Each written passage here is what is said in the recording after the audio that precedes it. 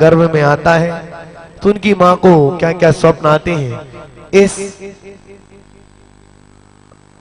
आज दृश्य को हम समझेंगे पूज्य गुरुवर के मुखारबिंद से, परम पूज्य विशाल सागर जी महाराज के मुखारबिंद से। आचार्य भगवान की कथा का श्रवण सभी धर्म प्रेमी बंधुओं से निवेदन है कि शीघ्रता से चौक प्रांगण उपस्थित हो। पूज्य गुरुदेव मंचासीन हो चुके हैं। सभी धर्मानुरागी बंधुओं से निवेदन है कि शीघ्रता से सभी लोग चौक प्रांगण में उपस्थित हो। पूज्य गुरुदेव मंचासीन हो चुके हैं।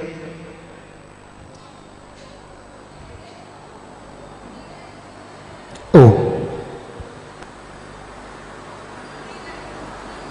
भजन लिख के दे ना, क्यों आज तो लिख के दे।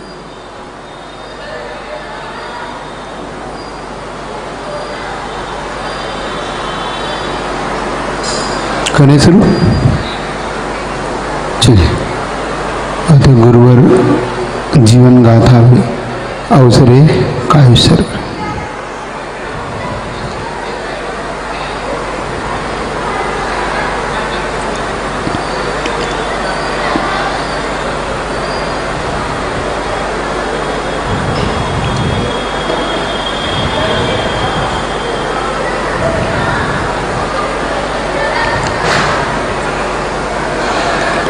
मंगलम भगवान वीरो,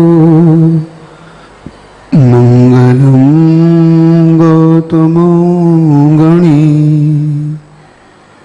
मंगलम कुंद कुंदाद्यो, जैन धर्मोस्तु मंगलम, सर्वमंगलमांगल्यम, सर्वकल्याणकारकम, प्रधानम सर्वधर्माणां, जैनं जयतु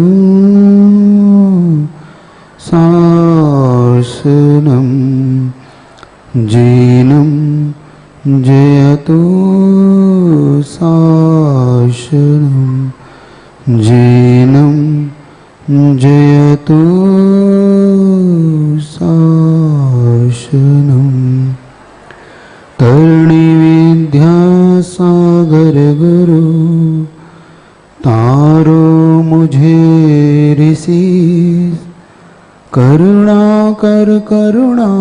करो, कर से दो आशीष, यही प्रार्थना आपसे, अनुनय से कर जोड़, पल पल पग पग बढ़ चलूं, गुरु चरण की ओर, मोक्ष महल की ओर। बोले देवादिदेव अतिशयकारी पदम प्रभु भगवान की। इस युग के श्रेष्ठ आचार्य श्रवण गुरुवर विद्यासागर जी महाराज की, पूज्य मुनि पुंगव सुधा सागर जी महाराज की, ग्रंथ के प्रणीता प्रणम्य सागर जी महाराज की।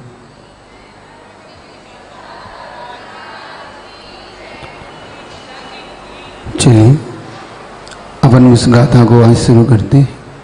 पुनः कल अपन ने समझा भगवान महावीर के समोसरण में गौतम गणधर से अगर कोई पूछे कि आने वाले इस पंचम काल की 20वीं शताब्दी के बाद, आचार्य शांति सागर जी के बाद, क्या इस धरती पर कोई ऐसा श्रवण उत्पन्न होगा? क्या कोई ऐसी भव्य जीवात्मा भी होगी जिससे इस श्रवण संस्कृति को, इस दिगंबर श्रवण संस्कृति को कुछ लाभ मिलेगा, या जिनके द्वारा इस अंधकार में, इस पंचम काल रूपी अंधकार में भव्य जीवों के लिए प्रकाश प्रदान किया जाएगा? ऐसी अगर अपन कल्पना करें तो गौतम स्वामी का उत्तर क्या आता है, अब देखिएगा। उन्होंने हमें कथा सुनाई कि हाँ, एक बहुत भव्य जीव आत्मा, भव्य जीवों के पुण्य से इस पंचम काल में भी इस धर्म की ध्वजा को ऊपर ले जाएगा। प्रश्न हुआ भगवान वो कहाँ होंगे, उनकी हम पूरी गाथा सुनना चाहते हैं। तो अब उन्होंने अपने सामने गाथा प्रस्तुत की कि जम्बूद्वीप के भरत क्षेत्र के आर्य खंड में एक भारत देश नाम का विख्यात देश है। उसी देश के दक्षिण प्रांत में एक कर्नाटक प्रांत है।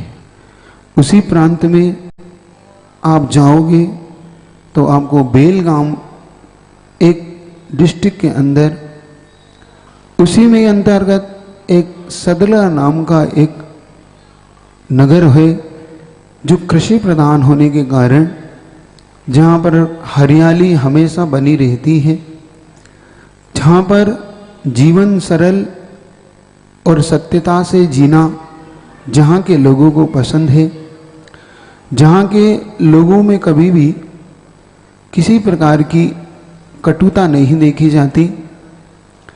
उसी नगर में एक परिसप्पा नाम का एक सावक श्रेष्ठी है। उसी की 3 संतानें होंगी, जिनकी मध्यम संतान मल्लप्पा के नाम से जानी जाएगी। उन्हीं मल्लप्पा जी के आगे एक संतान होगी, क्योंकि मल्लप्पा भी अपने पिता की द्वितीय संतान थी। तो मल्लप्पा की जी की भी द्वितीय यानी अद्वितीय संतान से इस धर्म का उन्नति, इस श्रमण संस्कृति की उन्नति देखी जाएगी। तो फिर प्रतिप्रश्न किया गया कि भगवान, उनका स्वरूप, उनकी माता का नाम क्या होगा, वो कौन भव्य आत्मा होगी जिसके गर्भ में वो आएगी।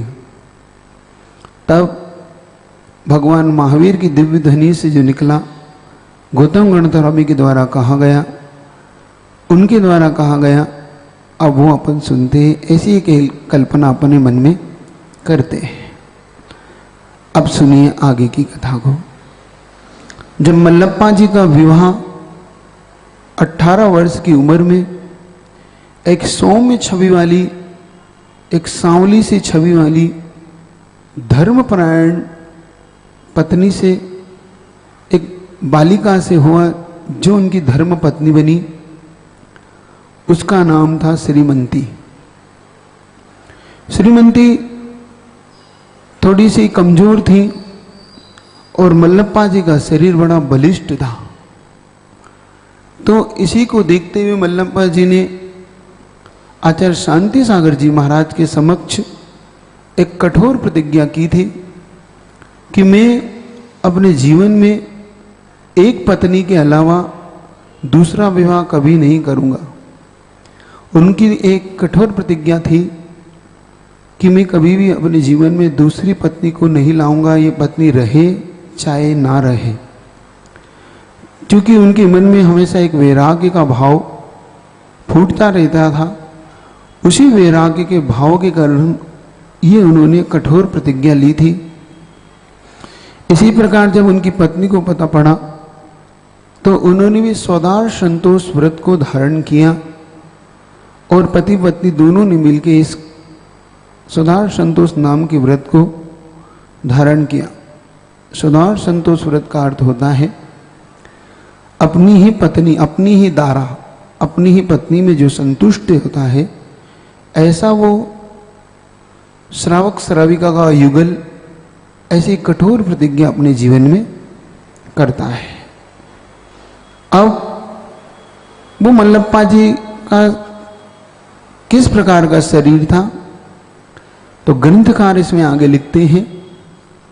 जब उनसे पूछा गया कि मल्लप्पा जी कैसे थे, तो मल्लप्पा जी के बारे में एक विशेष वर्णन उनके द्वारा किया गया कि मल्लप्पा जी हमेशा साधुओं की सेवा में रत रहते थे। हमेशा मुनियों की भक्ति उनके हृदय में फूटी हुई रहती थी। उनका हृदय हमेशा श्रमणों की भक्ति, उनकी सेवा, उनकी वैयावृत्ति, आहार दान में वह परिवार हमेशा आगे आगे रहता था। वो पितृभक्त के साथ साथ श्रमण साधु भक्त भी थे। कैसे थी उनकी श्रवण भक्ति, इससे पता पड़ता है कि एक बार जब सारा समाज महावीर कीर्ति जी नाम के एक उत्कृष्ट आचार्य के चरणों में निवेदन के लिए पहुंचा कि आप हमारे घर में, आप हमारे सदलगा ग्राम के नगर में पधारे, आपकी चरण धूलि से भावी पवित्र हो, तब आचार्य महावीर कीर्ति महाराज ने उस समाज के ऊपर अनुकंपा करते हुए कुछ दिनों पश्चात सदलगा ग्राम की ओर आना विहार प्रारंभ किया। चूंकि मल्लप्पा जी को जैसे ही पता पड़ा कि महावीर कीर्ति जी का विहार इस नगर की ओर है, तो तुरंत उन्होंने अपने आप को गुरु सेवा में समर्पित करते हुए विहार कराने के लिए वो पहुंचे। जो वो विहार कराते हुए उन मुनि महाराज को अपने नगर की ओर ला रहे थे, तो उस नगर में भारी वर्षा हुई।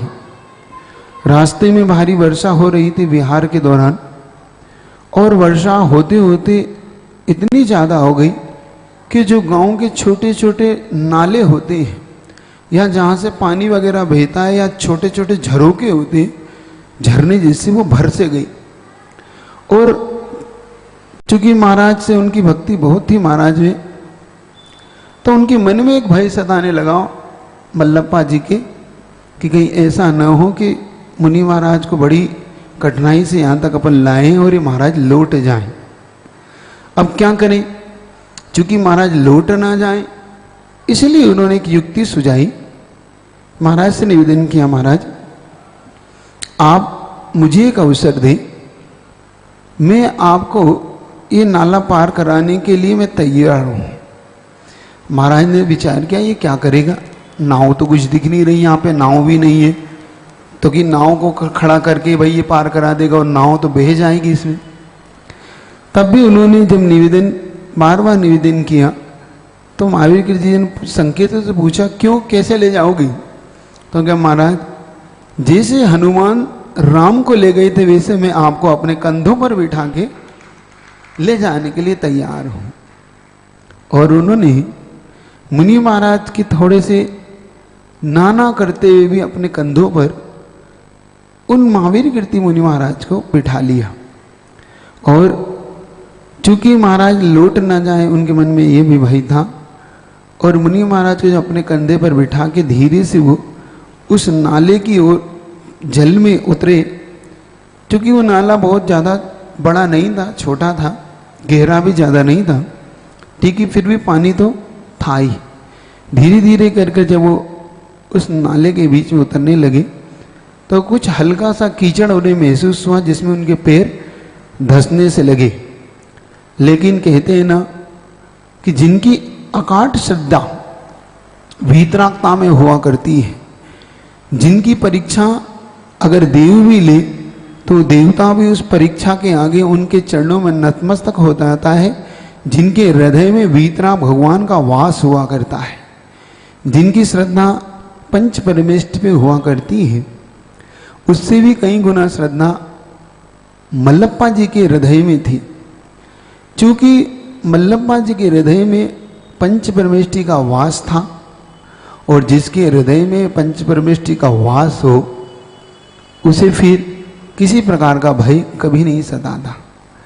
उन्होंने बस पंच परमेष्ठी का स्मरण शुरू किया, और जैसे जैसे पंच परमेष्ठी का स्मरण बढ़ता जा रहा था वैसे वैसे उनके कदम भी निर्भीक होकर उस पानी में आगे बढ़ते जा रहे थे।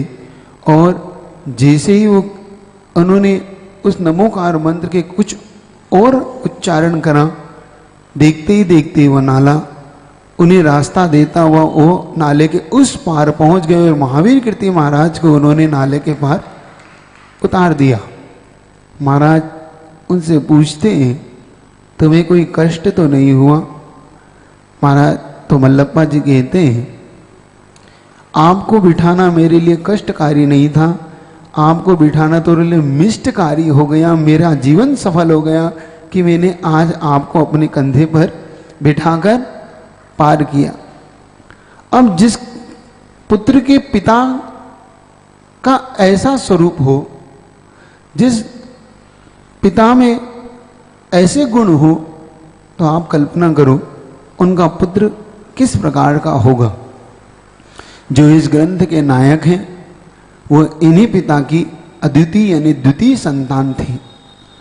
और उनके द्वारा जब ये पता पड़ा तो इससे पता पड़ता है कि मल्लप्पा जी में कितना बलवान थे। वो उनके बल का एक अगर परिचय अपन ले तो कहा जाता है कि उन्होंने 50-50, 100-100 किलो के बोरे अपने कंधों पर सहज उठा लिया करते थे। आपसे आज शायद 20 किलो भी ना उठे हैं, उठ सकता है लेकिन नहीं, क्योंकि मल्लप्पा जी में इतनी शक्ति थी और काफ़ी अच्छी हाइट थी उनकी, तो उनका बल इससे उनका पता पड़ता है। अब सुनिए, जब मल्लप्पा जी दक्षिण देश के इसलिए कहते हैं कि जिनकी भक्ति पंच परमेष्टि में इतनी गाढ़ी होती है, इसीलिए ऐसा लगता है कि पंचम काल के अंत तक उस दक्षिण पंथ में धर्म रहेगा। इस प्रकार जो श्रुत में कहा गया वह सत्य ही है। इसका कारण है कि वहाँ पर सर्वथा हमेशा साधुओं का संयोग समागम हमेशा जिन्हें प्राप्त होता रहता है और जिनकी भक्ति हमेशा साधुओं में रत रहती है, उसी में आगे बढ़ते हैं। कि इसी कारण से सदलगा, वहाँ के पास में बोरगांव, समनेबाड़ी, भोज, समडोली आदि स्थानों पर 20-20 किलोमीटर की इस परिधि में, क्योंकि वहाँ पर आसपास जो गांव बसे हुए वो बहुत पास बसे होने पर भी जैनों की संख्या वहाँ पर बहुत है और इसी कारण से वहाँ पर साधु हमेशा विचरण करते रहते हैं, क्योंकि साधुओं को उनकी चर्या के लिए सुयोग्य क्षेत्र वहाँ पर मिलता है। आचार्य शांति सागर जी, आचार्य देशभूषण, आचार्य सुवल सागर, मुनि महाबल, अनंत कीर्ति आदि श्रमणों के द्वारा वह स्थान हमेशा पवित्र बनाया गया। वहाँ उनके चरण रस से वह स्थान हमेशा पवित्र रहा इन श्रेष्ठ आचार्यों से। वहाँ पर मल्लप्पा जी के जो द्वितीय पुत्र विद्याधर और महावीर जब भक्तामर पढ़ते थे तो वही महावीर कीर्ति महाराज उनको एक एक दिन में दो काव्य को भी पढ़ा दिया करते थे। वहाँ पर देखा गया किस प्रकार से ये सब उन्हें याद कराया गया। अब एक बार की घटना है कि जब श्रीमती जी अपने इस जो 4 आपके पुरुषार्थ होते हैं, धर्म, अर्थ, काम और मोक्ष, आज श्रीमती जी ने उस तीसरे पुरुषार्थ का फल पाया और जिनकी अत्यधिक श्रद्धा, इतनी गहन श्रद्धा थी उनकी कि हमेशा वो भगवान की भक्ति में लगा करती थी और जिनके घर पे चंदापुर भगवान का ऐसा चैत्यालय मौजूद था कि जिन चंदापुर भगवान की आचार्य समंतभद्र स्वामी द्वारा भी स्तुति की गई, ऐसे चंदापुर भगवान जो 8वें नंबर के तीर्थंकर हुए, चंद्रमा के समान जिनकी चांदनी हमेशा उस सदलगा ग्राम में उस श्रेष्ठी मल्लप्पा जी के घर पर हमेशा फैला करती थी, आज उन्हीं के भक्ति करते हुए और बहुत से लोगों के द्वारा उनको जब वो बहुत से लोगों को स्वाध्याय कराया करते थे, उसी कारण से आपस में उनके भक्ति का प्रताप था जो आज उन्हें प्राप्त हो रहा था। वो 3-4 मास के अंतर मुनि दर्शन के लिए अवश्य जाया करते थे। उनके यहाँ मुनि चाहे उनसे कितनी ही दूर हो, अब ग्रंथकार बताते हैं कि उस परिवार में मुनि भक्ति कितनी गाढ़ थी।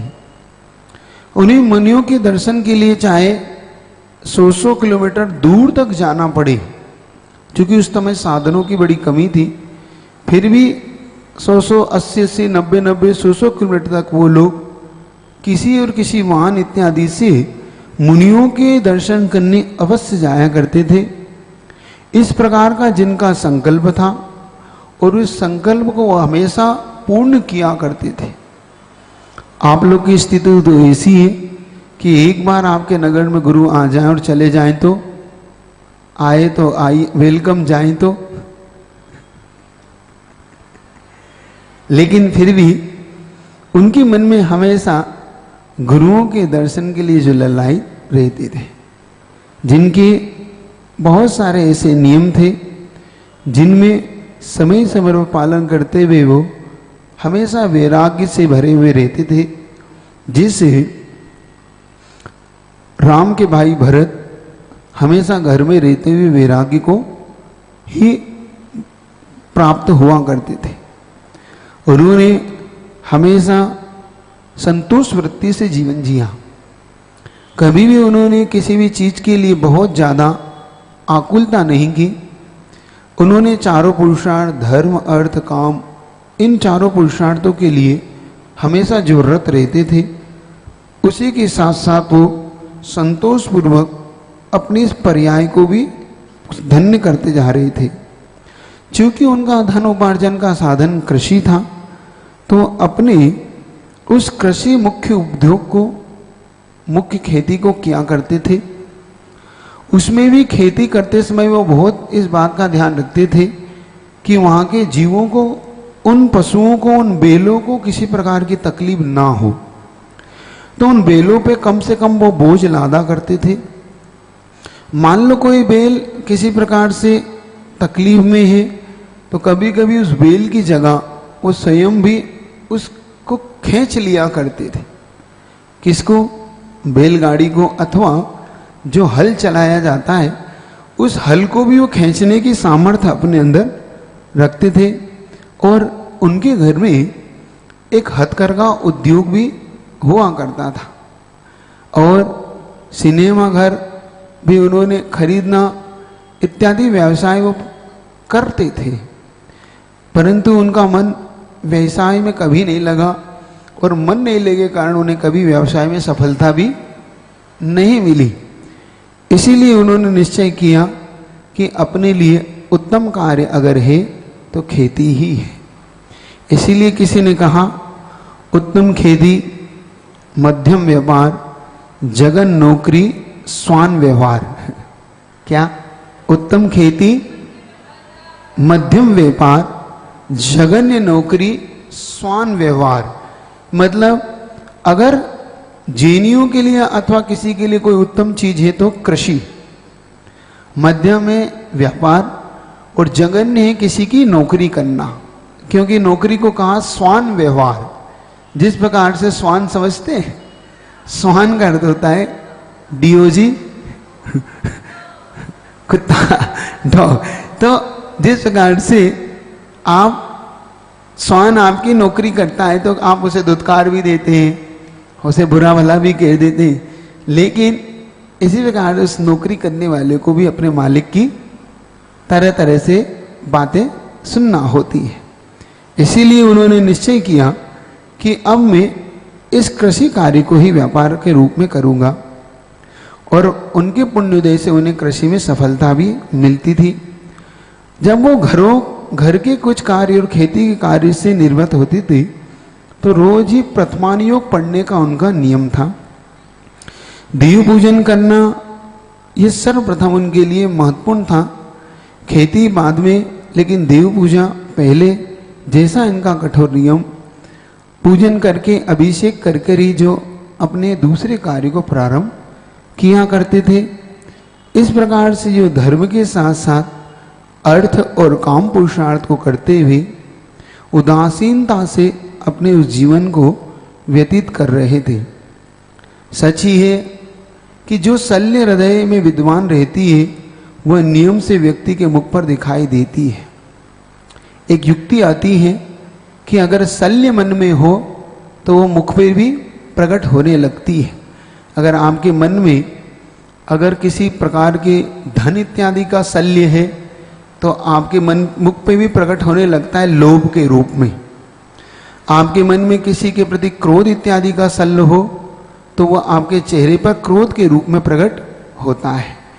ऐसे ही जिनके मुख पर वैराग्य रूपी, जिनके मन में वैराग्य रूपी हमेशा शल्य थी, शल्य कहने का आशय है यहाँ पर वैराग्य से जिनका मन हमेशा उदासीन रहता था, जिनका किसी भी काम में कम मन लगता था, लेकिन जिनके मन में वैराग्य फूटा हुआ था, जल के भीतर कभी भी तेल नहीं ठहरता।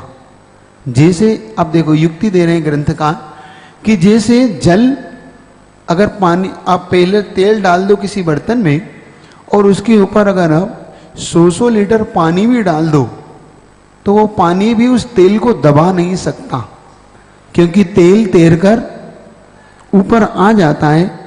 किंतु उसी प्रकार किसी के पास अगर शल्य हो या किसी के अंदर का भाव हो तो शीघ्र ही प्रकट हो ही जाता है। एक व्यक्ति ने युक्ति कही, 7 चीजें छुपाई नहीं छुपती। क्या? 7 चीजें कभी छुपाई नहीं छुपती। वो 7 चीजें हैं इश्क, मुस्क, खांसी, खुशी, खूबी, मदिरा, पान। ये 7 छुपाए छुपते नहीं, कहे गए पंडित सुजान। क्या 7 चीजें कौन कौन सी? इश्क, मुस्क, खांसी, खुशी, खूबी, मदिरा, पान। ये 7 छुपाए छुपते नहीं, कहे गए पंडित सुजान। 7 चीजें, इश्क यानी होता है प्रेम। प्रेम माँ का भी बेटे के प्रति हो तो छुपाए छुपते नहीं। आप देखो आपके घर में अगर 4 बालक हैं और माता पिता का किसी से प्रेम हो तो वो छोटा बालक भी कह देता है कि आपका तो बड़े से ही प्रेम है, और बड़े से छोटे से प्रेम है तो बड़ा कह देता है आप तो इसे ही चाहते हो।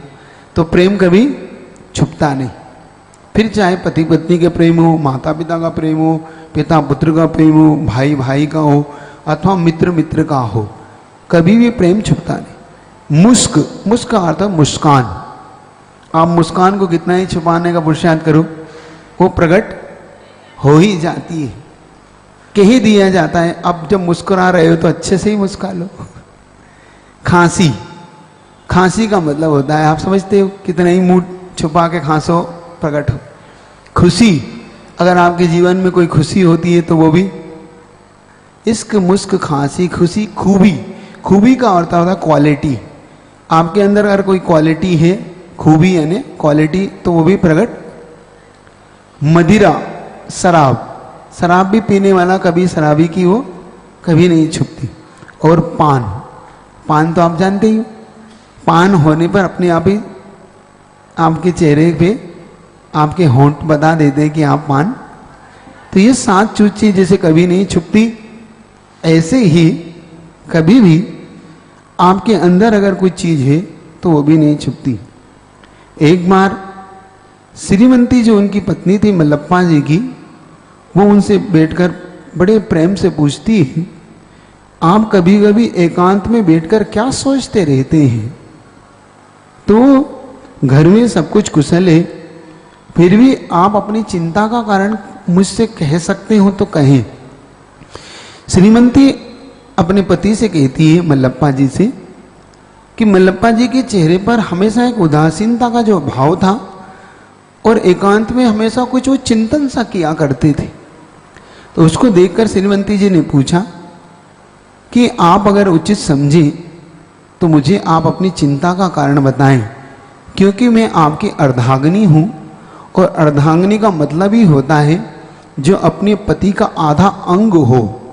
तो अगर आपकी खुशी भी मेरे लिए आधी है तो आपका दुख भी मेरे लिए आधा आधा होना चाहिए।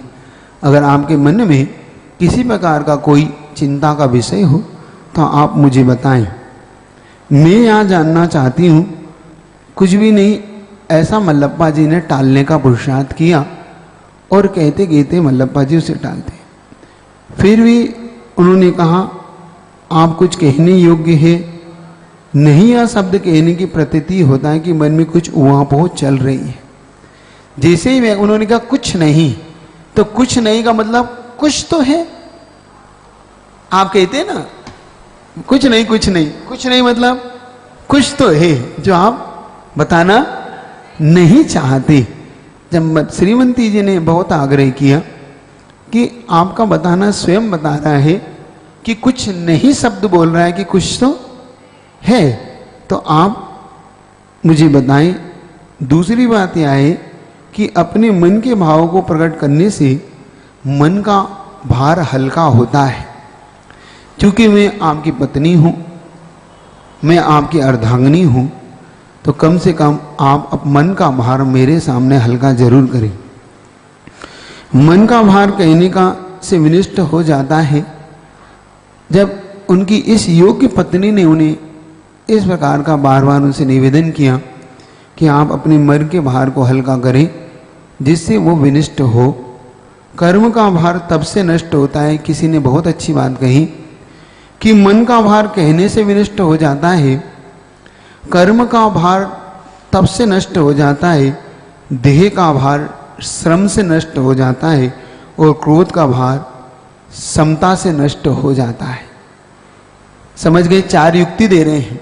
देखो आपके लिए युक्ति दी, मन का भार कहने से हल्का हो जाता है, कर्म का भार तप करने से निर्जरा से प्राप्त होकर नष्ट हो जाता है, और देह यानी शरीर का पे अगर कोई भार हो तो श्रम यानी आप मोटे हो जाते हैं। कुछ लोग मोटे हो जाते हैं ना खा खा के, तो क्या कह रहे हैं, तो श्रम करो, थोड़ी सी मेहनत करो, तो उससे देह का भार कम हो जाता है।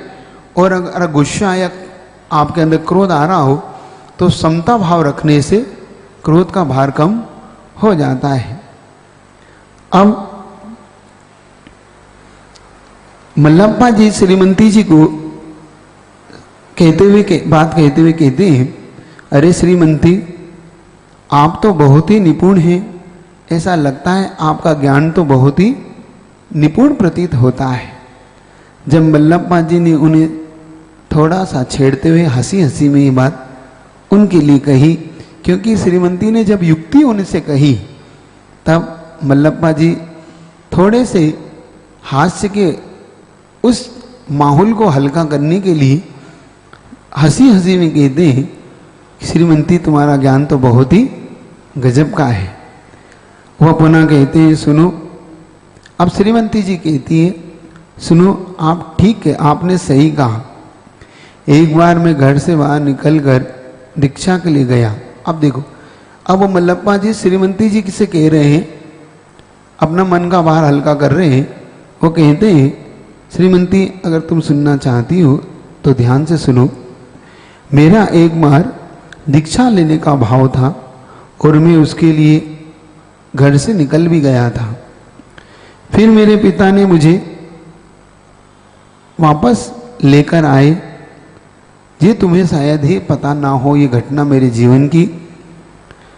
और अब पिताजी का स्वर्गवास हो गया है, इसलिए मेरे मन में एक बात बार बार आती है कि अब पिताजी मुझे लेकर तो आ गए, कोई बात नहीं, फिर भी मैं क्यों ना मोक्ष पुरुषार्थ को करूं।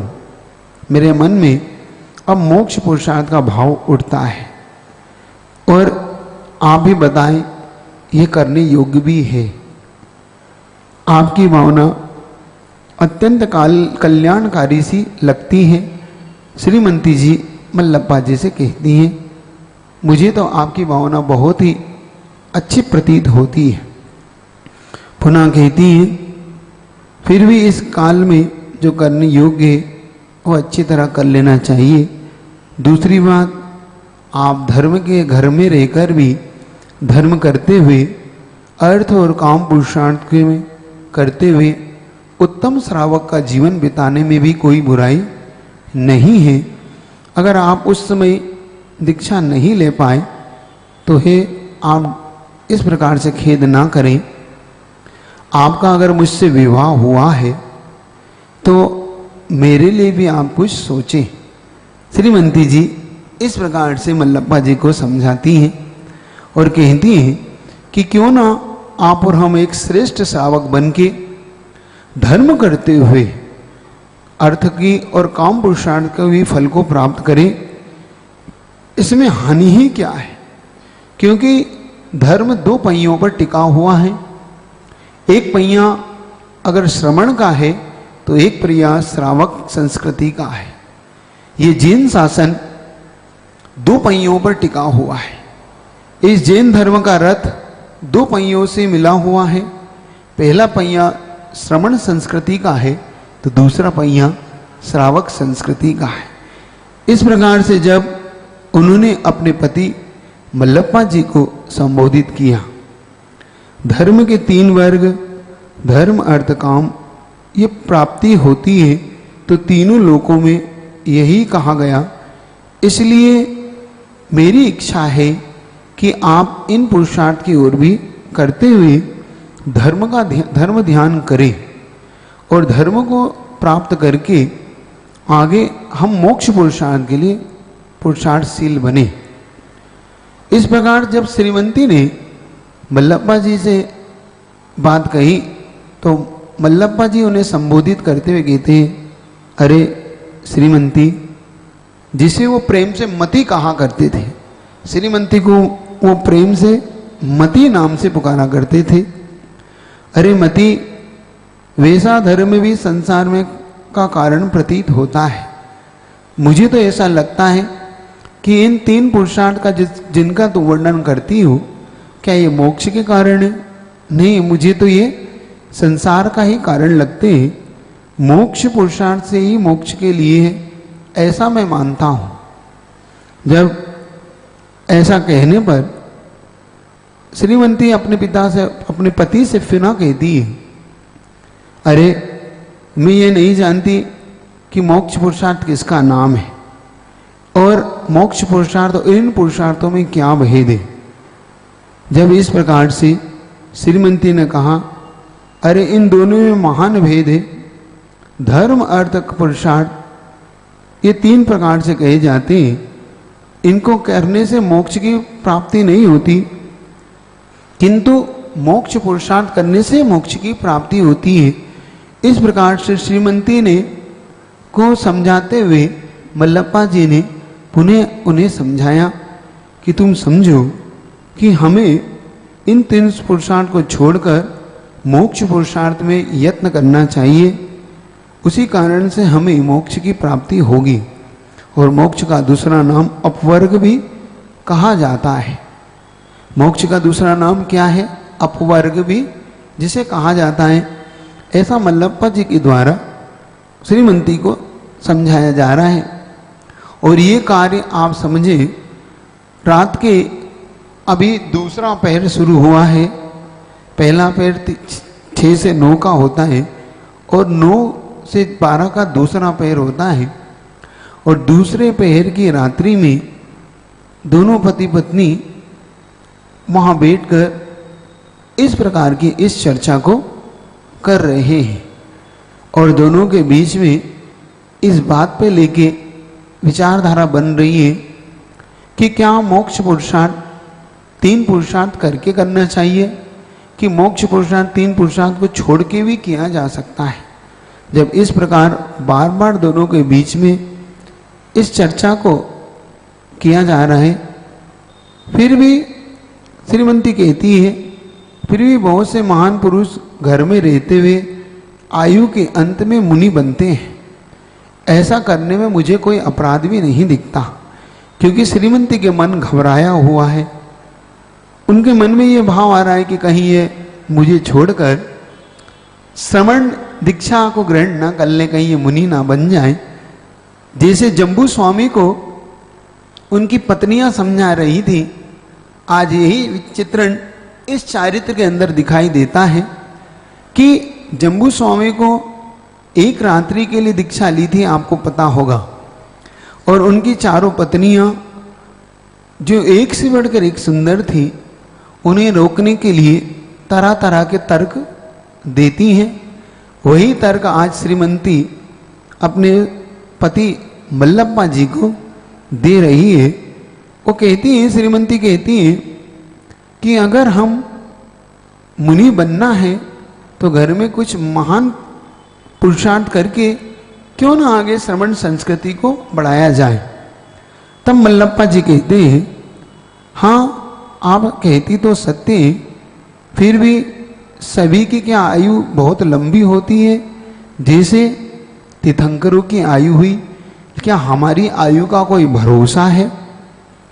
इस प्रकार से जब उन्होंने तर्क को तर्क से काटा कि उन्होंने जब 3 पुरुषार्थ का तर्क रखा तो इन्होंने आयु का तर्क देते हुए मल्लप्पा जी ने उस तर्क को खंडित किया। इसलिए मेरा मानना है कि अच्छे कार्य में कभी भी प्रमाद नहीं करना चाहिए। आप लोग समझ रहे हैं इस बात को? आप इस पे चिंतन करिए कि अपने जीवन में जब भी अच्छा कार्य करने का मन हो, व्रत संयम नियम लेने का, तो इस तर्क से हमेशा समझने का पुरुषार्थ करना कि आयु का कोई भी भरोसा नहीं है। हम ये सोचते हैं कि हम अभी बहुत, हमारा तो बहुत अभी आयु है, हमारी बहुत लंबी आयु है, हम कभी भी जीवन में जी लेंगे इस आयु को, लेकिन ऐसी आयु का कोई भरोसा नहीं है। जब मल्लप्पा जी कहते हैं तो किसी भी कार्य में हमें पहले पुरुषार्थ नहीं करना चाहिए। उसी तर्क को सिद्ध करने के लिए एक दृष्टांत मल्लप्पा जी दे रहे हैं श्रीमती जी को कि अंधे पुरुष जैसे रस्सी को बांटते हैं, रस्सी को बुनते हैं ना, तो 3 तुग्गियां आपस में बुनते हैं। तो अंधे पुरुष जब रस्सी को बुनता है, वैसे ही गृहस्थ के द्वारा धार्मिक अनुष्ठान कुछ ऐसा ही कार्यकारी नहीं है। जैसे अंधा होता है तो 3 रस्सी को आगे आगे बुनता और पीछे पीछे वो रस्सियां खुलने लग जाती। देखा कभी आपने? इस तर्क को समझना। जो 3 रस्सियां होती हैं, जब 3 तुग्गियां होती हैं, 3 तुग्गियों को जब आपस में बटते हैं, बटना बोलते हैं, आप समझते हो? आप लोग बटना समझ गए? उनको एक दूसरे से गूंथा जाता है। जैसे आप चोटी नहीं गूंथते, चोटी आपके बाल होते हैं तो बाल को हम 3 भाग में बांट देते हैं, फिर उन बालों को आपस में गूंथते हैं। लेकिन दुर्भाग्य आज कोई नहीं गूंथता, सब खुले बाल कर कर घूमते रहते हैं। और खुले बाल जैन संस्कृति में कभी भी ठीक नहीं माने जाते। आप इस बात से समझने का पुरुषार्थ करना, कभी भी जैन महिलाओं को अपने खुले बाल लेकर नहीं घूमना चाहिए, क्योंकि खुला बाल करके घूमना अपने आप में जैन संस्कृति में ठीक नहीं माना जाता। हमेशा बालों को व्यवस्थित रख के ही रखना चाहिए।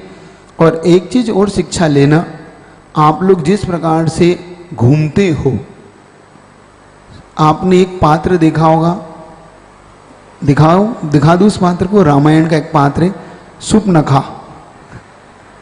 सुपनखा हमेशा अपने बालों को खुला कर कर घुमा करती थी, क्योंकि जो अच्छे घरानों की महिलाएं हुई करती हैं, जिनका आचरण उत्कृष्ट हुआ करता है, वो कभी भी राक्षस प्रवृत्ति की नहीं होती। और जिनका आचरण राक्षस प्रवृत्ति का हुआ करता है, वो बालों को खोला कर कर घूमते हैं। क्योंकि वैष्णव दर्शन में सुपनखा को रावण की बहन माना गया और रावण को राक्षस माना जाता था। तो आप लोग कौन से वंश के हैं? तो अगर आपको लगता है कि आप अच्छे वंश के हैं, राक्षस वंश से आपका कोई लेन देन नहीं, आप राक्षस नहीं है, राक्षसनीय नहीं है, तो आप बालों को खुला करके अब नहीं घूमेंगे। बालों को बांध कर अच्छे से बांधे, ताकि मुनि महाराज को भी अंतराय ना आए। आप जब बाल लेके घूमते हैं, ऐसे ऐसे लटे आपकी सांप जैसी लटकती हैं, तो ऐसा लगता है कि हार लें कि नहीं लें। क्यों? कि एक आधी लट गिर गई तो अंतराय आएगा। तो ऐसा नहीं करना, आप उन बालों को कभी भी खुला करके नहीं घूमे। तो इस प्रकार वो बताते हैं, दृष्टांत दे रहे हैं रस्सी का मल्लप्पा जी, कि जैसे एक अंधा व्यक्ति रस्सी को बट रहा था, लेकिन रस्सी जैसे जैसे आगे बढ़ती जाती थी, पीछे पीछे से वो खुलती चली जाती है। ऐसे ही जो श्रावक लोग होते हैं उनका धर्म ध्यान भी ऐसा ही हुआ करता है। मंदिर में थोड़ा सा धर्म ध्यान करते हैं और घर में जाके पूरे पाप करने लग जाते हैं, पापों को वो करते हैं। इसलिए मल्लप्पा जी का कहना था कि परंपरा का कारण होते हुए भी ये उपचार कारण होने से धर्म कहाँ है। इसलिए अज्ञानी जनों के संबोधन के समान ही ये भी ध्यान रखो कि इस प्रकार से ना करो। श्रीमती कहती है ऐसा ही है। बाद में मन में सोचने लगी कि यह वैराग्य भाव स्वाभाविक लगता है। निश्चित ही यह आत्मा भव्य जीव है जो कर्मों के आश्रय से डरी हुई है। ये कर्मों का संवर करने के लिए उद्यत होना चाहती है। सत्य है कि वैराग्य से आत्म सुख होता है और वैराग्य एक पूर्व जनित कर्म से होता है, क्योंकि जब भी वैराग्य होता है तो पूर्व का कुछ पुण्य उदय होना चाहिए। ऐसा सुनने में आता है कि कई कई भवों में जब पुण्य कमाता है तब एक बार मुनि बनने का भाव आता है, मुनि नहीं बनता। कई कई भवों में जब वो बहुत पुण्य कमाता है तब उसके मन में मुनि बनने का भाव आता है। और कई जन्मों में वो जब त्यागी व्रती बनता है, पंचम गुण स्थान, तब जाके एक बार मुनि बनता है। और कई बार मुनि बनता है तब जाके उसे मोक्ष के लिए 32वें भव तक आत्मकल्याण हो पाता है। तो दुर्लभ से दुर्लभ है मुनि बनने का भाव, फिर दुर्लभ से दुर्लभ है व्रती बनने का भाव, फिर दुर्लभ से दुर्लभ है मुनि बन जाना, फिर दुर्लभ से दुर्लभ है श्रेष्ठ मुनि का होकर मोक्ष चले जाना, श्रेणी चढ़ जाना, उपसम छपक श्रेणी का चढ़ जाना। जैसे किसी रत्न का मिलना दुर्लभ है। एक सर्वाण सिद्धि कांड में, सर्वाण सिद्धि में आचार्य पूज्यपाद स्वामी ने एक दृष्टांत दिया। जैसे एक वृक्ष खड़ा हुआ है, उस वृक्ष को किसी ने काट लिया। अब वृक्ष को काटने के बाद उस व्यक्ति को जला दिया गया। जलाने के बाद उस राख को उड़ा दिया गया। अब जैसे वो राख बड़ी पुनः वो वृक्ष के रूप में बदले, क्या कितना कठिन है। पहला तो वृक्ष जल जाए, जलने के बाद पुनः राख उड़ जाए संसार में। अब वो पुनः राख एकत्रित होकर पुनः उस वृक्ष के रूप में बदलना जितना कठिन है उतना ही कठिन है इस त्रस पर्याय में आकर ज्ञान प्राप्त करके मुनि बनने का भाव उतना ही दुर्लभ है। आपको दुर्लभता समझ में आ रही है। इस प्रकार से दोनों श्रेष्ठ श्रावक श्राविकाएं आपस में चर्चा में रत हैं। इस प्रकार से दोनों एक दूसरे को अपने अपने भावों को प्रकट कर रहे थे। तभी श्रीमती सोचती है कि इनका वैराग्य लगता है पूर्व उपार्जित कर्म का फल है। इस प्रकार से 3 वर्ग को उपभोग द्वारा दोनों पति पत्नी अपने समय को व्यतीत करने लगे। व्यतीत करते करते उस श्रीमती के गर्भ में एक पुत्र उत्पन्न हुआ और उस पुत्र का नाम उन्होंने चंद्र कुमार रखा। कभी कभी मनुष्य का भाग्य बलवान होता है तब पुरुषार्थ की सफलता नहीं होती। इसी कारण से उनका वह प्रथम पुत्र जो चंद्र कुमार था वह जीवित नहीं रह पाया। मात्र 6 माह आयु बिताकर मल्लप्पा जी का प्रथम पुत्र स्वर्गवास को प्राप्त हो गया। श्रीमती को बहुत दुख उत्पन्न हुआ। अब वो क्या करे, बहुत बार बार उसने पुनः भगवान की भक्ति प्रारंभ की। वास्तव में सत्य है, पहली बात तो पुत्र का उत्पन्न होना दुर्लभ है, फिर होकर मर जाए तो दुर्लभ है, बहुत कठिन है, बहुत दुख का कारण है। और अगर जिंदा रह जाए और वो गलत संगति हो कर ले तो और ही दुख का कारण है। इसलिए इस बात को बार बार जब दुखी होने लगी तो श्रीमती जी ने कुछ महीने भगवान की भक्ति में बिताए और जब भगवान की भक्ति का फल उन्हें पुनः प्राप्त हुआ, पुनः उनके गर्भ में एक पुत्री आई। उस पुत्री का नाम जब जन्म हुआ तो उन्होंने उसका नाम सुमन रखा। उसके जीवन काल में एक पुत्र उत्पन्न हुआ। पुनः उस पुत्री के बाद उनके जीवन में एक और पुत्र की प्राप्ति हुई। उनका नाम उन्होंने महावीर रखा। पहले पुत्र हुआ जो 6 महीने से ज़्यादा जीवित नहीं रह पाया। कुछ दिनों, महीनों, वर्षों के बाद एक पुत्री उत्पन्न हुई जिसका नाम उन्होंने सुमन रखा। फिर उन्हें कुछ सालों बाद एक पुनः पुत्र की प्राप्ति हुई जिसका नाम उन्होंने महावीर रखा। उन दोनों का स्वास्थ्य हमेशा खराब रहा करता था। अब दोनों ही चिंतित थे कि हमारा पहला पुत्र किसी कारण से मृत्यु का प्राप्त हुआ। अब उन्हें हमेशा मन में एक भय सताया करता था कि हमारा ये दोनों पुत्र पुत्रियां भी क्या हमारे भाग्य में हैं कि नहीं। इसलिए हमेशा वो भगवान की भक्ति में रत रहा करते थे। किसी ने सत्य कहा है, मनुष्य में जौ होना, जीवित रहना, जीवित रहते पूर्ण आयु का मिल जाना, पूर्ण आयु के होने पर स्वस्थ शरीर होना, स्वस्थ शरीर से भी दुर्लभ है सम्यक दर्शन और सम्यक ज्ञान का प्राप्त हो जाना। ठीक ही कहा है, दुर्लभ से दुर्लभ अगर कोई वस्तु है तो सम्यक दर्शन और सम्यक ज्ञान की प्राप्ति का होना। जब श्रीमती जी के मन में यह भावना बार बार सताने लगी कि मेरे पुत्र कैसे ठीक रहे, इनका श्वास कैसे ठीक रहे, तो उनकी उसी नगर से कुल 12 मील दूर पर एक दिगंबर मुनि महाराज जो भट्टारक के रूप में जाने जाते थे, उनकी समाधि स्थल था। अपने नगर से 12 मील दूर, समझ गए आप?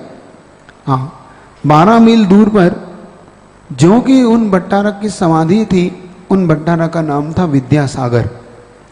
विद्या का सागर नाम के एक भट्टारक की समाधि उनके उस गांव से 12 मील दूर पर स्थित थी। वह स्थान का नाम था अक्कीवाट। अक्कीवाट नाम का वो स्थान था जहाँ पर विद्यासागर नाम के उन भट्टारक जी की समाधि थी।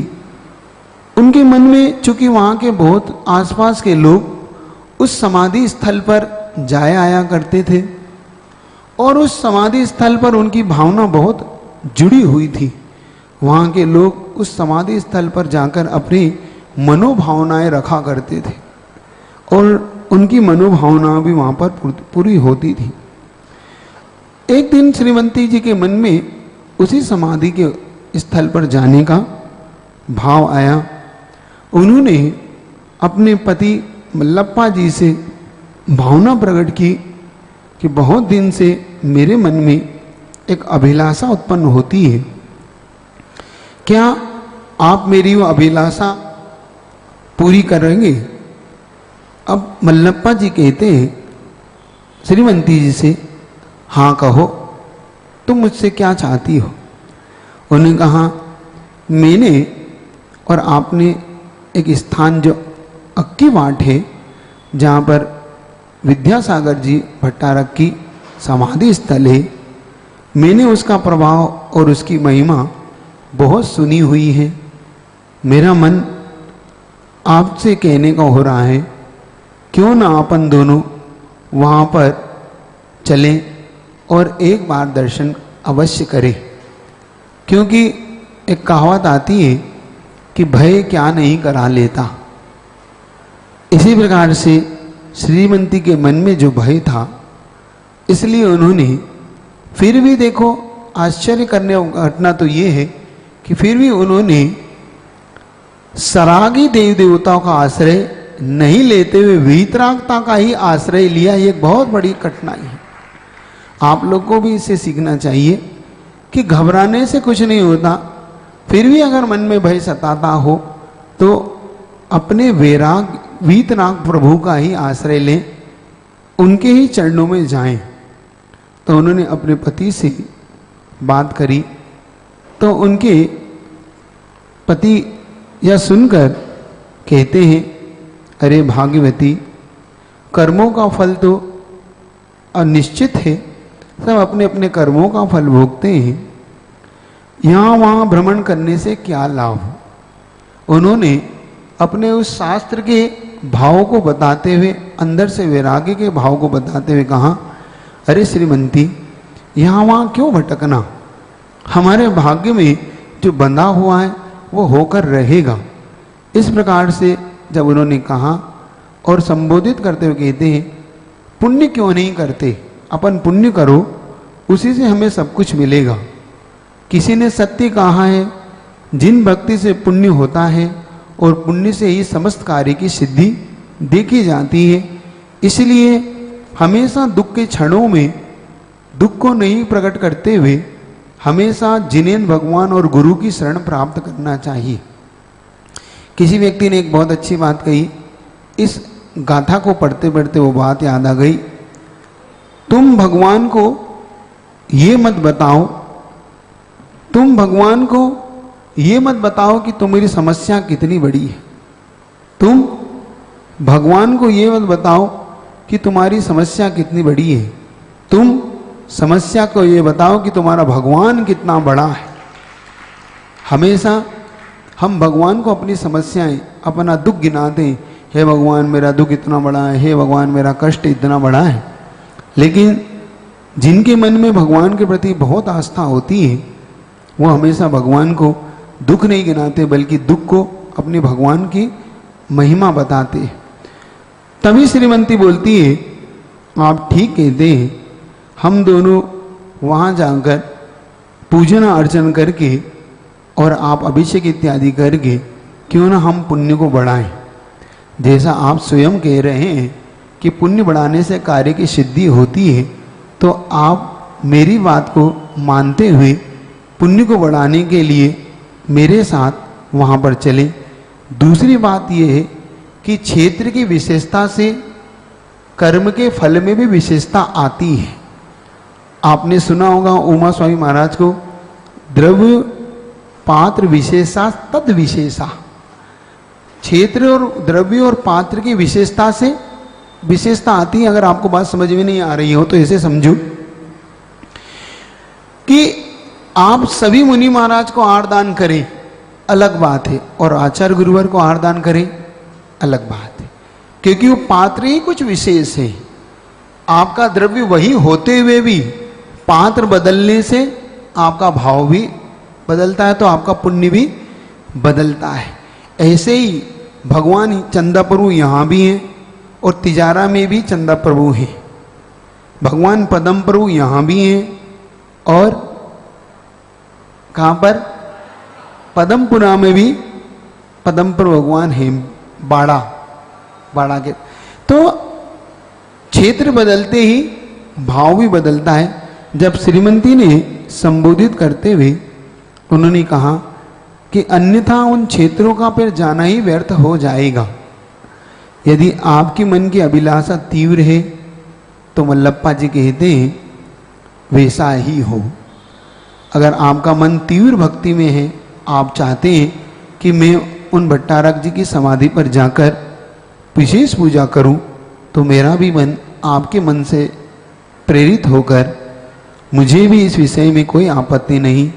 मल्लप्पा जी ने अपनी बात रखी। उन्हीं भट्टारक जी की समाधि पर जाकर एक विशेष घटना घटती है। जब वहाँ पर दोनों ही भव्य पूजा करके लौटते हैं, तो उस रात में श्रीमंती को कुछ सपने प्रकट होंगे। वो सपने क्या थे, कल सुनेंगे। आप लोग इसको कल सुनिएगा। उनके द्वारा जो सपने देखे गए वो बहुत अभूतपूर्व थे। कल किसी ने प्रश्न किया था, क्या तीर्थंकर की माँ को जैसे सपना आते हैं, क्या इस काल में भी कोई ऐसी माँ है जिनको कुछ विशेष सपने आए हों? उन विशेष सपनों का कल विशेष वर्णन आपके लिए होगा कि श्रीमंती ने कौन से सपनों को देखकर कौन से पुत्र को उत्पन्न किया। आप इसके लिए प्रतीक्षा करें। कल ठीक 6:15 पे आपके लिए वो स्वप्न प्रकट किए जाएंगे। उससे पहले पूज गुरुवर के लिए अपन कुछ भक्ति करें। ठीक है, दोनों हाथ जोड़ें। बिन तेरे गुरुवर मेरा हर गीत अधूरा लगता है। बिन तेरे गुरुवर मेरा गीत, बिन तेरे जीवन का हर संगीत अधूरा लगता है। बिन तेरे जीवन का हर संग, सम्यक पथ पर चलने का, संयम पथ पर चलने का संकल्प अधूरा लगता है। बिन तेरे गुरुवर मेरा हर गीत अधूरा, बिन तेरे जीवन का हर संगीत अधूरा लग। तू ही दाता, तू ही ज्ञाता, तू ही एक सहारा है। तू ही दाता, तू ही ज्ञाता, इस धरती को पावन करने प्रभु ने तुम्हें उतारा है। इस धरती को पावन करने, बिन चंदा बिन तारों के, बिन चंदा बिन तारों के आकाश अधूरा लगता है। बिन तेरे गुरुवर मेरा हर गीत, बिन तेरे जीवन का हर संगीत अधूरा लगता है। बिन तेरे गुरुवर जीवन का हर संगीत अधूरा लगता है। तेरे पावन दर्श में का मन का हर एक कोना है। तेरे दर्श में का मन का हर एक, मेरे गुरुवर इस दुनिया में बिना खोट का सोना है। मेरे गुरुवर इस धरती पर खोट का बिन फूलों बिन कलियों के, बिन फूलों बिन कलियों के हर बाग अधूरा। बिन तेरे गुरुवर मेरा हर गीत अधूरा लगता है।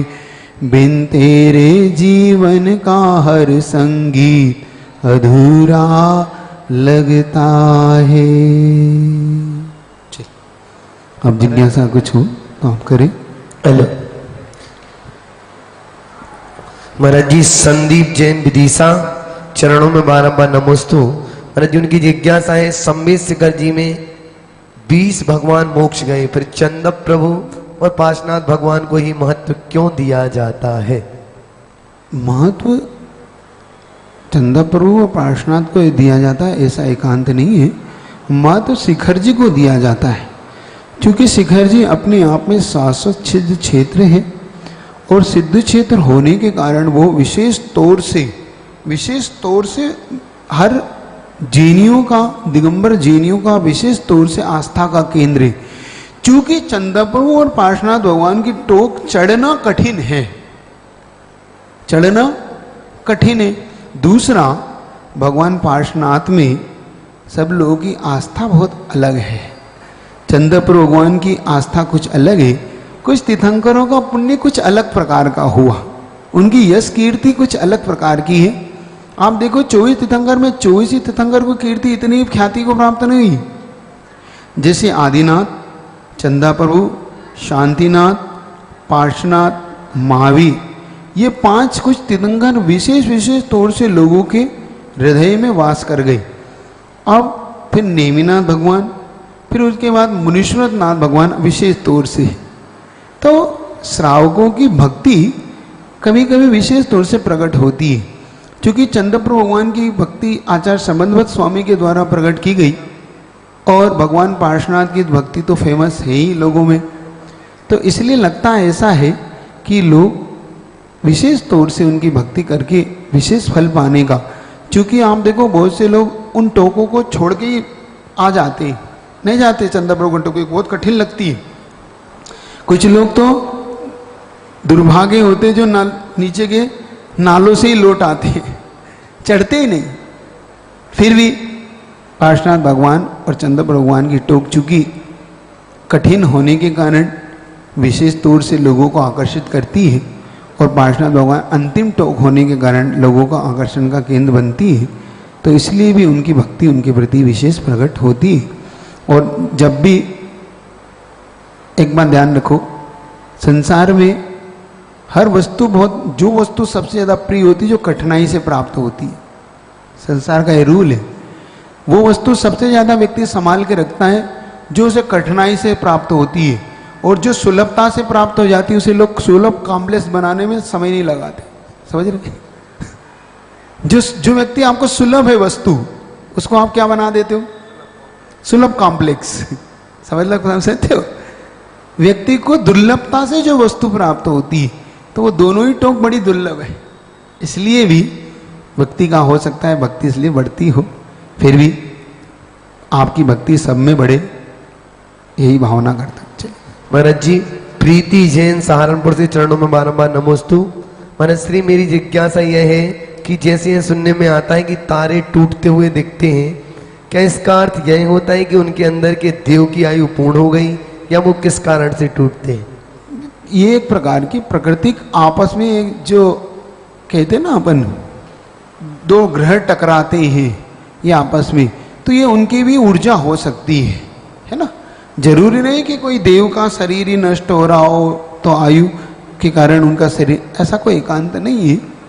जिसको आप लोग बोलते हैं अलग प्रकार से वातावरण में एक प्रकार के सौर ऊर्जा के जो आपस में टकराहट होती है, दो ग्रह इत्यादि मिलके, अथवा कोई आपस में, वहाँ पर भी कुछ ऐसी वस्तुएं होती जो हमें दिखाई नहीं देती, जो हमारी दृष्टि का केंद्र, क्योंकि हमारी दृष्टि इतनी ऊंचाई को नहीं छुपाती, और वो रात उल्कापात वगैरह आप नहीं बोलते, उल्कापात होता है ना, तो उल्कापात होता है जब आपस में बादल इत्यादि टकराते हैं, जिसको हम बिजली गिरना बोलते हैं, और विशेष तौर से कुछ ऐसी वहाँ पर कुछ वस्तुएं टकराती हैं जो इसी भूमंडल पे होती है, तो उनका भी वो टकराहट के कारण भी प्रकाश सा दिखाई देता है।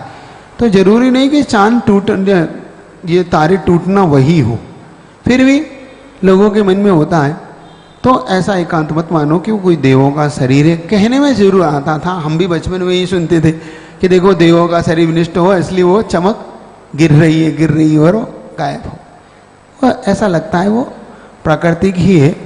कहते हैं कि टूटते हुए तारे से मांगो सब कुछ मिल जाएगा, तो भगवान पास कौन जाएगा? महाराज जी, मधु जैन कृष्णानगर से चरणों में बारंबार नमोस्तु। महाराज जी, उनकी जिज्ञासा है कि हमारी एक पाठशाला में अध्ययन होता है, वो कह रहे हैं कि पांचों परमेष्ठी की मूर्तियों का ही अभिषेक भी होता है, क्या यह ठीक है? पांचों मूर्तियों का अभिषेक कभी नहीं होता, मात्र अरिहंत और सिद्ध परमेष्ठी की मूर्तियों का ही अभिषेक होना चाहिए। आचार्य, उपाध्याय, साधु, ये अभी संसारी अवस्था की मूर्ति हैं जिनके अभी आठों कर्म शेष है, तो जिनके आठों कर्म शेष है उनका अभिषेक वगैरह करना, पाद प्रक्षालन करना एक अलग बात है। आचार्य, उपाध्याय, साधुओं का पाद प्रक्षालन जो होता है वो उससे इसको जोड़ के मत देखो। हाँ, पंच परमेष्ठी की मूर्ति बनती है, लेकिन मूर्ति का आकार ध्यान रखना समचतुर्स होना चाहिए, किसी व्यक्ति विशेष की मूर्ति नहीं बनना चाहिए कि इन आचार्य इन साधु की ऐसी मूर्ति, क्योंकि उसका भी वास्तु एक बहुत बड़ा दोष है, उसको कभी आप समझिएगा। लेकिन विशेष तौर से पंचपरिष्ठी की मूर्ति बने तो अरहंत सिद्ध का ही होना चाहिए। बाकी गीले सूखे कपड़े से कोई पहुँचे तो कोई बात नहीं, लेकिन अभिषेक का कोई मुझे प्रयोजन वहाँ दिखाई देता नहीं। महाराज जी, दीपाली जैन सहारनपुर से चरणों में बारंबार नमोस्तु। महाराज श्री, उनकी जिज्ञासा है कि एक आहार और एक आसन उपवास में क्या अंतर है? आहार और उपवास का मतलब ही है, उपवास का मतलब है जिन्होंने चारों प्रकार के आहार का त्याग कर दिया, उसका नाम उपवास, जिसको अनशन भी कहते हैं। एकासन का मतलब होता है एक जगह पर बैठकर श्रावक अपनी सुविधा के अनुसार वहाँ पर भोजन पानी, शुद्ध भोजन पानी को ग्रहण करके उस एक आसन से भोजन करता है, मौन से भोजन करता है और शांति से वहाँ पर बैठकर भोजन करता है। उसका नाम एकासन है। जो लोग शांति से भोजन करते हैं उनके अंदर शांति भी प्रकट होती है। जो बड़बड़ करके करते हैं वो अशांत रहते हैं। इसलिए शांति से भोजन करो, एक आसन से बैठकर। अब वादा नहीं कि वहाँ घंटों घंटों लेट कर करो। कुछ लोग वहीं लेट भी जाते हैं फिर बैठ जाते हैं, हमारा एक आसन चल रहा है, ये नहीं। उस आसन पर अपनी भूख से कुछ कम खाते हुए आसन करे, और नहीं भी सहन हो रहा तो पूरा पेट भर के कर ले। लेकिन ऐसा नहीं कि बार बार वहीं लेट जाओ फिर खा लो, फिर लेट जाओ फिर बैठ जाओ, ऐसा नहीं। बहुत लोग ऐसे एक आसन, वो एक आसन थोड़ी है, वो तो गिरधता है। महाराज जी प्रियांक जैन सहारनपुर से अपनी जिज्ञासा। के चरणों में बार बार नमोस्तु। महर्षि, मेरा प्रश्न ये है कि जैसे हमने गुरुवर के आगे कोई शंका रखी है और थोड़े दिनों बाद ही उसका समाधान हो जाता है, तो हमें गुरुवर का उपकार कैसे मानना चाहिए? अगर शंका का आपने रखी है और आपका शंका का समाधान उनसे प्रकट होता है, तो वैसे ही आपने जब गुरु माना है तो वैसे ही आपके लिए तो उपकारी है। शंका का समाधान मिल जाना ये तो आपके पुण्य योग से हुआ। इसको ऐसा मत मानो, कहीं कहीं हमारे मन में एक शंका उत्पन्न हो जाती है कि हमारे समाधान हो गया था, गुरु है, नहीं हुआ तो काहे के गुरु है। ये भी एक चीज होती है। जिन भगवान को या जिन गुरु को हम बहुत अपना मानते हैं, उनसे अगर हमारे मन की पूर्ति हो गई तो गुरु है। मान लो उनसे मन की पूर्ति नहीं हो पाई तो कहीं हम शंका में ना पड़े। बस इतना है कि आपके पुण्य में जो कमी थी उस कमी को गुरु के आशीर्वाद से पूर्ति हो गई। आशीर्वाद का मतलब आपने गुरु की भक्ति करी, गुरु की भक्ति करने से आपका पुण्य बढ़ा, पुण्य बढ़ने से आपका कार्य हो गया। तो आप उसको ऐसा मान के चले कि मेरे लिए वो गुरु पुण्य को बढ़ाने वाला एक साधन है और मेरे उनके निमित्त से मेरा पुण्य बढ़ा, तो अपने आप में मेरा उनके प्रति उपकार है, उनका उपकार मुझ पर है, तो उसको उपकार को जरूर आप पूर्ति करें, उपकार को माने। लेकिन एकांत से ऐसा ना माने कभी आपकी उपकार की पूर्ति नहीं हो तो अब क्या करूं? तो ऐसा अपकार उपकार गुरु के मन में नहीं होता। गुरु के मन में तो आपके प्रति साम्य भाव ही होता है। हाँ, जरूर ये होता है कि किसी की भक्ति देखकर उस भक्ति के लिए गुरु के मन में विशेष आशीर्वाद देने का भाव आता है। एक बार पद्म पुराण में एक चीज कही कि पुण्यवानों के साथ साधुओं का भी पक्षपात देखा जाता है। क्या? जो पुण्यवान लोग होते हैं, लोग कहते हैं साधु पक्षपात करते हैं, साधु को पक्षपात नहीं करना चाहिए। आचार्य रविशरण महाराज की बात याद रखना, पुण्यवानों के साथ साधु का भी पक्षपात देखा जाता है। कैसे? अब महाराज हम भी श्रीफल लेके खड़े थे, वो भी श्रीफल लेके खड़े थे, आप उन्हीं के चौके में क्यों चले गए? भाई श्रीफल तो मेरे पास भी था, श्रीफल तो उनके पास भी था, तो आप भाई वहां क्यों गए? साधुओं का पुण्यवानों के साथ पक्षपात, क्योंकि उसके पुण्य ने खींच लिया। श्रीफल होते हुए भी किसने खींच लिया उसको? पुण्य। तो पुण्य का मानो, पुण्य को उड़ाने का पुरुषार्थ करो। गुरु हमारे साथ है। किसी व्यक्ति ने एक बहुत अच्छी कही, डरने की क्या बात है, गुरुवर हमारे साथ है। महाराज श्री अभिषेक जैन मोदी साधना से चरणों में बारंबार नमोस्तु। महाराज जी उनकी जिज्ञासा है, गुरुदेव जब आपने आचार्य श्री जी को प्रथम बार आहार कराया था तब आपके मन में आचार्य श्री को देखकर क्या भाव आया था? प्रथम बार मैंने हार कैसे कराया आपको पता नहीं? वो प्रथम बार हार कैसे हुआ था? हुआ यूं था कि आचार्य महाराज से को देखकर हमेशा भावना तो होती थी कि इनको हार दान देने का मुझे लाभ हो, लेकिन कैसे दिया? क्योंकि वहाँ तो वैसे मिलता नहीं। नवदा भक्ति करो तब मिलता है। अब नवदा भक्ति को इस करना भी सहज काम थोड़ी है वहाँ पर। तो हम लोग उनके हार दान के लिए बार बार पुरुषार्थ करते थे। जब आचार्य महाराज जिस नगर में हम रहते थे उस नगर से निकल रहे थे, तब आचार्य महाराज से हमने निवेदन किया, तो गुरु महाराज हमें बहलाते हुए कहते हैं क्या वापस नहीं बुलाना है? पुनः लौट के आऊँगा, फिर देखेंगे। अब वापस लौट के आए तो योग संयोग से अब आरदान, अब वहां पे 4 ब्रह्मचारी हम एक साथ थे, तो हम और विराट सागर जी 2 और 2 ब्रह्मचारी और थे। तो हम दोनों के यहाँ तो आर हुआ नहीं गुरु महाराज का। जो 2 दूसरे ब्रह्मचारी थे उनके आर हो गए और गुरु महाराज का भी आर हो गए। मन में बड़ा दुख हुआ, उस समय बड़ा लगा कि आचार्य महाराज का आर नहीं हुआ, क्या क्यों नहीं हुआ, क्या कारण था, कोई बात नहीं। लेकिन पुण्य और कुछ चाहता था, तो दोनों में, चारों में से हम 2 की दीक्षा हो गई, उन 2 की दीक्षा नहीं हो पाई बाद में। पुण्य और कुछ चाहता था, लेकिन आरदान का फल, क्योंकि आचार्य महाराज के मन में यह भाव था कि इनको आरदान नहीं मिल पाया। तब अमरकंटक की घटना है, 2000 में जब आचार्य महाराज ने चतुर्मास किया था, तब आचार्य महाराज को ये याद था कि 2001 में चतुर्मास के दौरान कि इनको पड़गान नहीं मिला। तब हम ऐसे ही खड़े हुए थे, एक सृष्टि जो पहचान के थे वो चौका आरदान के लिए पहुंचे थे। तो आचार्य महाराज के मन में था पर्युषण पर्व के 5वें दिन, अमरकंटक में 2001 में पर्युषण पर्व के 5वें दिन जब सत्य धर्म का दिन था, तो आचार्य महाराज के मन में न जाने मन में क्या था। हम लोग उन सृष्टि के यहाँ खड़े थे, आचार्य महाराज ऐसे निकले और उनकी निगाह हमारी पड़ी, तो हम ऐसे गली में थे हम लोग पड़गान की। तो 4 कदम आगे बढ़ने का पीछे मुड़ के आते हैं और देखते हैं कि ये लोग यहाँ खड़े, और जैसे ही हम उन्हें देखे वो आके हम लोग के पास आकर खड़े हो गए और उन्होंने पड़गान उस समय, तो पहली बार आचार्य महाराज का पड़गान अमरकंटक में उस समय किया। उसके बाद पूज्य गुरुवार की महान कृपा होती रही। फिर आचार्य महाराज को बहुत आरदान देने का बहुत बार अवसर मिला, और सुयोग कहूँ कि जब अंतिम दिन था श्रावक अवस्था का, उससे एक दिन पूर्व भी गुरु महाराज ने हमें पड़गान देके कृतज्ञ किया था। और आप वीडियो में देख लेना, जब मैं आचार्य महाराज का हम सब पड़गान कर रहे हैं, उस समय भी पूज्य गुरुवार ने, इतने रख लो, आगे आपकी माला जाप का काम अब आप कर लेना, मैं 9 बार करा रहा हूँ, बाकी आपको जाप करना है सबको ठीक पूरी। बड़े बाबा की जाप कर ले। ओम ह्रीं श्रीं क्लीं ऐं बड़े बाबा अरहम नमः। ओम ह्रीं श्रीं क्लीं ऐं बड़े बाबा। ओम ह्रीं श्रीं क्लीं ऐं बड़े बाबा अरहम नमः। ओम ह्रीं श्रीं क्लीं ऐं बड़े बाबा।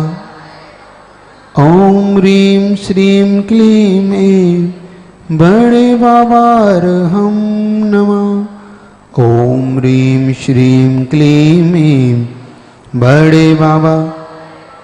ओम ह्रीं श्रीं क्लीं ऐं बड़े बाबा अरहम नमः। ओम ह्रीं श्रीं क्लीं ऐं बड़े बाबा। ओम ह्रीं श्रीं क्लीं ऐं बड़े बाबा अरहम नमः। कल जाप शुरू हो गई है, जिन जिन को भी जाप में आना है, ठीक 5, 7, 10 पे जाप शुरू हो जाती है। बड़े बाबा की जाप, मतलब पार्श्वनाथ भगवान की जाप होगी, और आपकी अरम 80 वर्ष की जाप होती है। आप कल से ध्यान रखेंगे, कुछ 2 दिन से शुरू हो गई, बहुत लोग कह रहे थे हमें सूचना नहीं मिली। दूसरी बात, आप लोगों की परीक्षा भी होगी, कल पेपर है आपका, यही आचार्य श्री की जीवन गाथा से।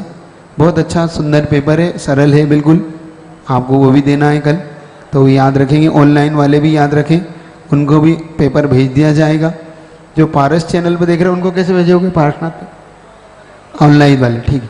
तो आस्तिक भैया को अपना नंबर भेज देना, अगर जो जुड़े हो, नहीं जुड़े हो तो आपको एक नंबर जारी कर दो, अपना नंबर जारी कर दो। बहुत से लोग अगर सुन रहे हो तो अपना नंबर जारी कर दो, उस नंबर को सुन के वो आपसे जुड़ जाएंगे और फिर उनको आप पेपर भेज देना। सभी लोग, जितने भी लोग सुन रहे हैं, 9691979875 9691979875 इस व्हाट्सएप नंबर पर अपना नाम लिखकर भेज सकते हैं और मैं उन ग्रुप में ऐड कर दूंगा। धीरे धीरे एक बार फिर से बोलो, धीरे धीरे।